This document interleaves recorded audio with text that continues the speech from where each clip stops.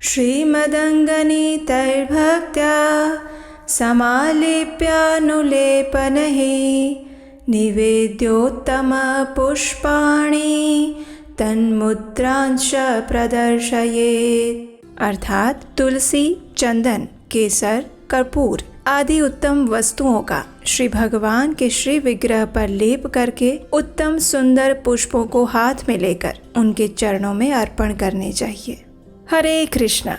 4 मास की योग निद्रा के बाद बस अब भगवान श्री हरि योग निद्रा से बाहर आने वाले हैं। देव उठनी एकादशी पर उनके जागृत अवस्था में आते ही उनका विवाह करवाया जाएगा उनकी प्रिय तुलसी महारानी के साथ, और हम मनाएंगे तुलसी विवाह का महा महोत्सव। मंदिरों में तो इस पर्व को अत्यंत धूमधाम से मनाया जाता है, लेकिन अगर आपके लिए मंदिर में जाना संभव नहीं है और आप अपने घर पर तुलसी विवाह करना चाहते हैं तो कैसे करें? अगर आपके मन में भी यही प्रश्न है तो आज का ये वीडियो आपके लिए है। जी हाँ, आज की इस वीडियो में हम आपके लिए अपने घर में सरल विधि से तुलसी विवाह कैसे किया जाए उसकी संपूर्ण विधि लेकर आए हैं। और हमें ये आपको बताने की आवश्यकता नहीं है कि ये विधि पूर्ण रूप से शास्त्रों के अनुसार है, बिना किसी अपनी मिलावट के। तो चलिए आज के इस शुद्ध शास्त्रों से युक्त और एकदम सरल तुलसी विवाह विधि वीडियो आरंभ करते हैं। तुलसी विवाह प्रत्येक वर्ष कार्तिक मास के शुक्ल पक्ष की एकादशी से आरंभ होता है और कई स्थानों पर कार्तिक पूर्णिमा के दिन भी ये तुलसी विवाह करवाया जाता है। इस बार ये तुलसी विवाह 12 नवंबर 2024 मंगलवार से आरंभ करके 15 नवंबर 2024 शनिवार के बीच में किसी भी दिन योग्य मुहूर्त और शुभ नक्षत्र देखकर करवाया जा सकता है। अगर आप एकादशी के दिन तुलसी विवाह करवाना चाहते हैं तो इस दिन प्रातः ब्रह्म मुहूर्त का समय है 4:57 पर और सूर्योदय होगा 6:42 पर। इस दिन संध्या में तुलसी विवाह करवाने का गोधूली समय है शाम को 5:28 से लेकर 5:55 के बीच में। तुलसी देवी का विवाह, कन्यादान इत्यादि करवाने के लिए संध्या गोधूली बेला का समय श्रेष्ठ माना गया है। कुछ स्थानों पर उदया तिथि के अनुसार द्वादशी को यानी कि 13 नवंबर 2024 बुधवार को भी तुलसी विवाह करवाया जाएगा। तो आप अपने स्थानिक समय और परंपरा के अनुसार एकादशी से लेकर पूर्णिमा के बीच में किसी भी दिन योग्य शुभ मुहूर्त में तुलसी विवाह करवा सकते हैं। चलिए अब देखते हैं कि घर पर तुलसी विवाह करने की सरलतम और शास्त्रोक्त विधि कौन सी है। श्री कृष्ण प्रिया तुलसी देवी की पूजा आराधना करने से हमें भगवान श्री कृष्ण की शुद्ध भक्ति प्राप्त होती है। जो व्यक्ति भगवान श्री हरि के अंगों से उतरी हुई प्रसाद रूप तुलसी को धारण करता है वो कभी भी यमलोक नहीं जाता। तुलसी देवी की कृपा से उसे वैकुंठ में स्थान प्राप्त होता है। प्रतिदिन तुलसी देवी का दर्शन या स्पर्श करने मात्र से ही व्यक्ति के समस्त पाप नष्ट हो जाते हैं और जो भी व्यक्ति परम पावन भक्ति प्रदायिनी तुलसी देवी का विवाह भगवान शालिग्राम से करवाता है उसे अपने आध्यात्मिक जीवन में प्रगति प्राप्त होती है और इसी मार्ग पर चलते हुए वो भगवान श्री हरि विष्णु की शरण प्राप्त करता है। तुलसी विवाह एकादशी पर किया जा सकता है या द्वादशी पर भी कर सकते हैं। शास्त्रों के अनुसार तुलसी विवाह का पर्व कार्तिक मास के शुक्ल पक्ष की देव उठनी एकादशी से लेकर कार्तिक पूर्णिमा के बीच कभी भी कर सकते हैं। ये 5 दिन तुलसी विवाह के लिए श्रेष्ठ माने गए हैं, इसलिए मन में कोई भी संशय रखे बिना आप भी इसमें से किसी भी दिन तुलसी विवाह कर सकते हैं। तुलसी विवाह करने के लिए सबसे पहले प्रातःकाल ब्रह्म मुहूर्त में उठकर स्नान इत्यादि करके फिर घर और मंदिर को स्वच्छ कर लेना चाहिए। फिर जहां आप तुलसी विवाह करना चाहते हैं उस स्थान को भी स्वच्छ करके गंगाजल छिड़कना चाहिए और उसे पवित्र कर लेना चाहिए। घर में रंगोली बना सकते हैं और फूलों से पूरे घर को भी सजा सकते हैं। जिस तुलसी देवी की विवाह विधि करनी है उनके गमले को स्वच्छ कीजिए, उन्हें गेरुआ रंग से रंग दीजिए और उसके बाद उन्हें सुंदर वस्त्रों से सुशोभित करना चाहिए। इस दिन कुछ पूजा सामग्री होती है वो भी आप पहले से ही लाकर रख सकते हैं, जैसे कि हल्दी, चंदन, धूप, सिंदूर इत्यादि। साथ ही भोग अर्पित करने के लिए फल, गन्ना, आंवला, सिंघाड़ा, मिष्ठान या फिर घर पर भी आप स्वादिष्ट सात्विक भोग बनाकर तैयार कर सकते हैं। तुलसी देवी का श्रृंगार करने के लिए 16 श्रृंगार की सामग्री आप अपनी क्षमता अनुसार लाकर रख सकते हैं, जैसे कि साड़ी, चुन्नी, बिंदी, सोने और चांदी के कुछ आभूषण, पायल इत्यादि। अपनी क्षमता अनुसार आप तुलसी माता को सजाने के लिए सभी सुहाग की वस्तुएं लाकर रख लें। भगवान शालिग्राम के लिए पीले रंग के वस्त्र लेकर रखने चाहिए और उनके लिए कुछ आभूषण भी साथ में लेने चाहिए। इसके उपरांत तुलसी देवी और शालिग्राम जी का गठबंधन करने के लिए एक वस्त्र, पंचमेवा और पंच पल्लव यानी 5 आम के या अशोक के पत्ते लेने चाहिए कलश पर रखने के लिए। फूलों का हार और लाल पुष्प माता तुलसी के लिए और पीले पुष्प शालिग्राम भगवान को अर्पित करने के लिए लेने चाहिए। इस प्रकार सभी सामग्री को एकत्रित करने के बाद जहां आपने अपने घर पर तुलसी विवाह करवाना चाहते हैं उस स्थान को गंगा जल से अच्छी तरह स्वच्छ करना चाहिए। किसी भी शुभ प्रसंग में तोरण बांधकर भगवान का स्वागत किया जाता है। अगर विवाह का प्रसंग होता है तो भी फूलों से और पत्तों से हम अपने घर को सजाते हैं। तो इस प्रकार आप फूलों से और पत्तों से अपने घर और द्वार को सजा सकते हैं, जितनी भी क्षमता हो उसके अनुसार, लेकिन मन को प्रफुल्लित करके प्रसन्नता पूर्वक इस पर्व की तैयारियां करनी चाहिए। अगर आप एकादशी के दिन तुलसी विवाह कर रहे हैं तो याद रहे इस दिन आपको अन्न ग्रहण नहीं करना है। जो भी व्यक्ति तुलसी विवाह करते हैं उन्हें संपूर्ण दिन उपवास का पालन करना चाहिए और कन्यादान देने के बाद ही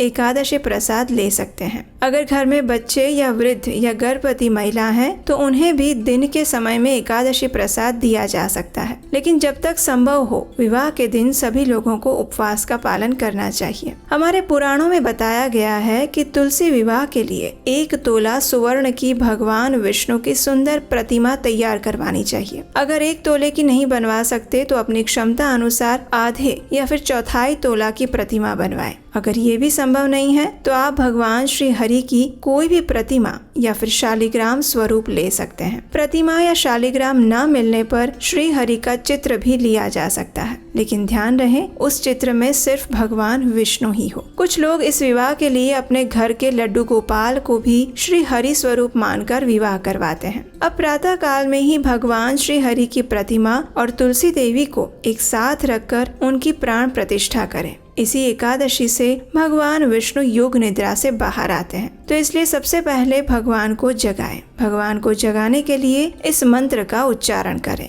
उत्तिष्ठोत्तिष्ठ गोविंद, उत्तिष्ठ गरुड़ध्वज, उत्तिष्ठ कमलाकांत, त्रैलोक्य मंगलम कुरु।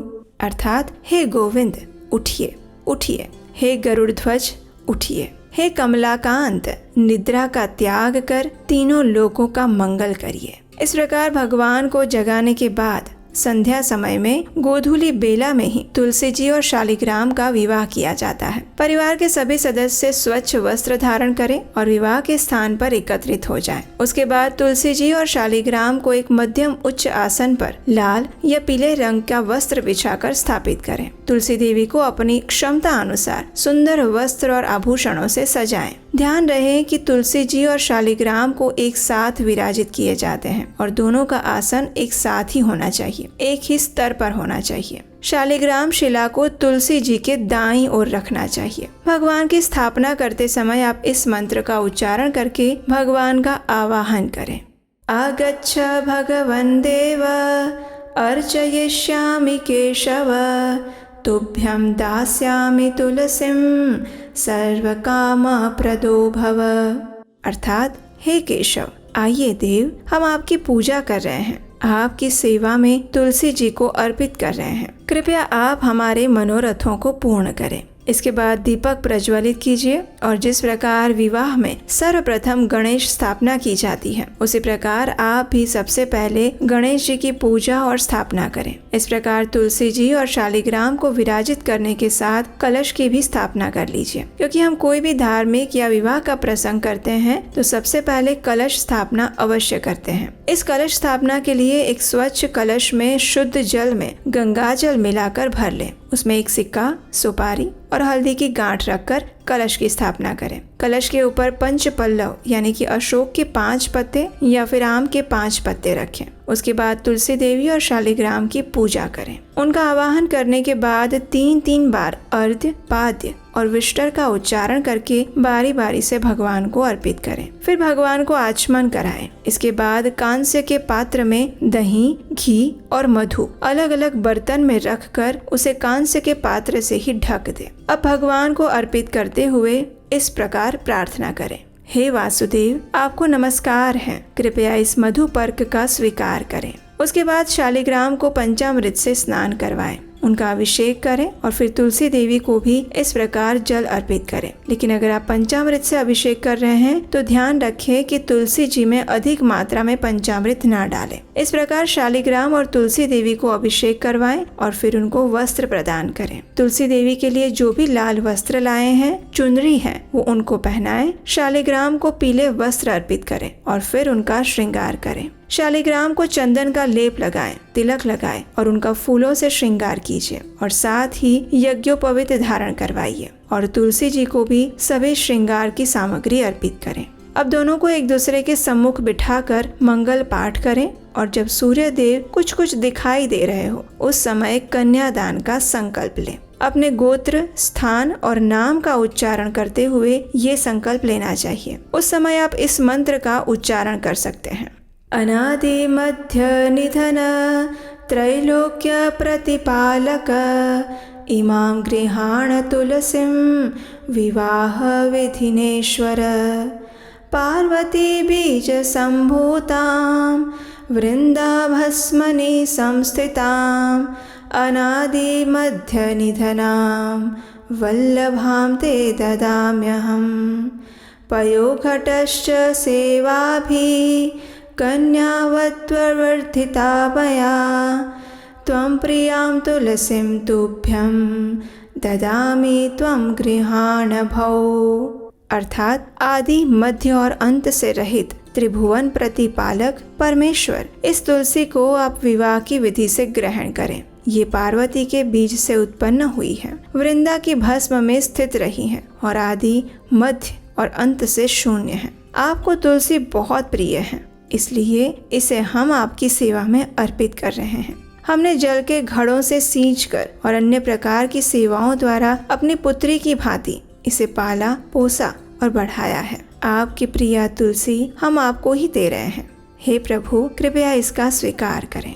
इस प्रकार कन्यादान करके वरमाला की विधि करिए। इसके लिए 2 फूलों की माला लीजिए और सबसे पहले एक माला को तुलसी देवी को स्पर्श करवा के शालिग्राम को पहना दीजिए और उसी प्रकार दूसरी माला को शालिग्राम को स्पर्श करवाकर तुलसी देवी को पहनाइए। गठबंधन विधि के लिए शालिग्राम के पीले वस्त्र को तुलसी जी के साड़ी या चुनरी के साथ गठबंधन कीजिए और उसके बाद सिंदूर विधि संपन्न करें, जिसमें सिंदूर का स्पर्श भगवान शालिग्राम को करवाने के पश्चात ही तुलसी देवी को सिंदूर अर्पित किया जाता है। उसके बाद आती है फेरे की विधि। अगर संभव है तो आप शालिग्राम और तुलसी देवी के फेरे भी करवा सकते हैं। जिसमें घर में कोई भी पुरुष हो तो वो फेरे करवाएं और अगर सभी महिलाएं एकत्रित होकर तुलसी विवाह कर रही हैं तो वो भी फेरे की विधि संपन्न करवा सकती हैं। तो इस प्रकार संपूर्ण विधि विधान के साथ आप तुलसी विवाह संपन्न कर सकते हैं। इस विधि को करते समय साथ में भगवान श्री कृष्ण का हरे कृष्ण कीर्तन चला कर रखें या फिर मंत्र उच्चारण करते रहें। उसके बाद सभी लोग मिलकर भगवान शालिग्राम और तुलसी देवी की परिक्रमा करें और इस प्रकार विवाह संपन्न करके उनकी आरती करें, स्तुति करें, कीर्तन करें और उन्हें आपने जो भोग बनाया था उसको प्रेम पूर्वक अर्पित करें। उन सभी भोग में तुलसी पत्र अवश्य रखें। भगवान के सामने बैठकर भजन करें, कीर्तन करें। अगर एकादशी के दिन भी आप तुलसी विवाह कर रहे हैं तब पर भी आप भगवान को अन्न युक्त भोग अर्पित कर सकते हैं और उसको प्रसाद रूप में आप द्वादशी के दिन ले सकते हैं। लेकिन एकादशी के दिन आपको ये अन्न प्रसाद भी नहीं लेना है। जो भी आप भगवान को भोग अर्पित कर रहे हैं वो शुद्ध और सात्विक होना चाहिए और उसमें तुलसी पत्र भी अवश्य होना चाहिए। इस प्रकार विवाह की सभी विधि पूर्ण करने के बाद कन्या विदाई करते हैं। उसी प्रकार हमें भगवान को विदाई करते हुए प्रार्थना करनी चाहिए कि हे प्रभु, आप तुलसी देवी के साथ वैकुंठ धाम में पधारें। हे ईश्वर, मेरे द्वारा की गई पूजा का स्वीकार करें और सदैव हमसे संतुष्ट रहें। तुलसी देवी के साथ सदैव हमारे हृदय में निवास करें। कुछ स्थानों पर ये विदाई की विधि अगले दिन प्रातः काल में की जाती है और कुछ समय पर संध्या में ही इसे किया जाता है। तो आप अपनी स्थानिक परंपरा के अनुसार इस विधि को संपन्न कर सकते हैं। तुलसी विवाह की विधि पूर्ण करने के बाद आपने जो भी कन्यादान के समय दक्षिणा या उपहार रखे हैं उसका दान कर देना चाहिए। ऐसा करने से मनुष्य कृतार्थ हो जाता है। तुलसी विवाह करके कन्यादान का पुण्य फल प्राप्त कर लेता है। तो ये थी तुलसी विवाह की सरल और शास्त्रों में बताई गई विधि। इसके उपरांत अगर आप अपने स्थानिक परंपरा अनुसार तुलसी विवाह करवाना चाहते हैं तो वो भी आप करवा सकते हैं। आप अपने परिवार, कुटुंब और स्थान की परंपरा के अनुसार भी शालिग्राम जी का तुलसी जी के साथ विवाह घर पर संपन्न करवा सकते हैं। तो हमें आशा है कि तुलसी विवाह की विधि से जुड़े हुए आपके सभी प्रश्नों का उत्तर आपको मिल गया होगा और इस सरल विधि द्वारा आप भगवान श्री शालिग्राम और देवी तुलसी महारानी की संपूर्ण शास्त्रों से युक्त विवाह विधि संपन्न करवा पाएंगे। अगर आपको आज का ये वीडियो अच्छा लगा है और उपयोगी लगा है तो इसे अपने मित्रों और परिवार को शेयर कीजिए। इस वीडियो को लाइक अवश्य कीजिएगा और अगर आपके कोई प्रश्न है तो आप नीचे कमेंट बॉक्स में लिखकर पूछ सकते हैं। तो चलिए इस कार्तिक मास का पूर्ण फल प्राप्त करने के लिए इस बार भगवान श्री शालिग्राम और तुलसी देवी की संपूर्ण शास्त्रोक्त तुलसी विवाह विधि संपन्न करते हैं और उन दोनों से परम भगवान श्री कृष्ण की शुद्ध भक्ति की याचना करते हैं। हरे कृष्णा।